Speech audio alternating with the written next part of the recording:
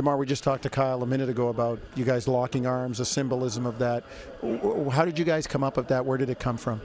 Just a team thing, just talking to everybody, getting everybody opinion, what's going on in the world. Everybody have a different outlet. Everybody is affected different ways. Everybody grew up from different environments. So more so just all of us, no matter what, what's wrong is wrong. We're going to stand together and whatever it is to, just try to make a better situation and, make it, take that step forward. How much discussion did go into it, though? Like, how much did you guys talk about? Since we've been here, since Monday. It started Monday night when we got in as a team, and we had discussions here and there. Just feeling certain guys who, we have a unique team. We got guys who are not from America, but they go through their own problems from their respective country or whatever it may be. Just trying to get an understanding. Just more so a dialogue of, just understanding what's going on in today's world and what us being athletes.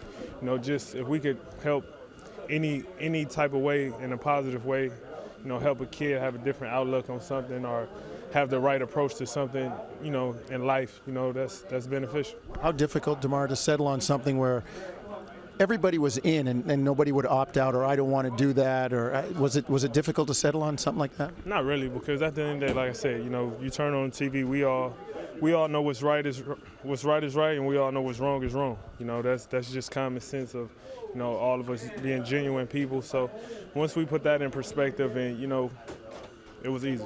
Dwayne Casey, Wayne Embry have seen the height of segregation. How much discussion with those two guys, especially, Coach, and Mr. Embry is, he's told stories about going to places like St. Louis where he had to stay with families, he couldn't stay in the hotel. It was instrumental to hear from both of them, even with my father growing up in the South, in the 60s, 70s, the perspective they give on it is much deeper than what's going on now, and we just try to make it so it don't get to that point, and just try to better the next generation. The game. How did it feel to be back out there, and what do you think you guys did well when the two starting units played each other? Because you're going to see those guys, and they were in the Final Four last year. They've retooled. We played great. We played hard. We made a lot of mistakes, missed a lot of free throws, had a lot of turnovers. All we got to do is get our feel, our rhythm back for it.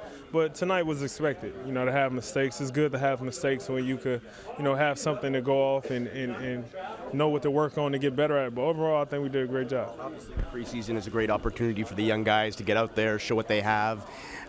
What stood out to you? Who stood out to you with the younger guys? Fred, I like Fred, Drew. They play extremely solid, poised.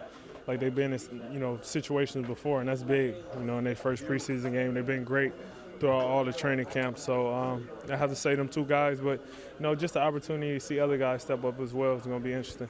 What stood out to you about Pascal, not just tonight, but over the last week in camp? His motor, his sense of urgency on the ball when the ball go up, able to rebound.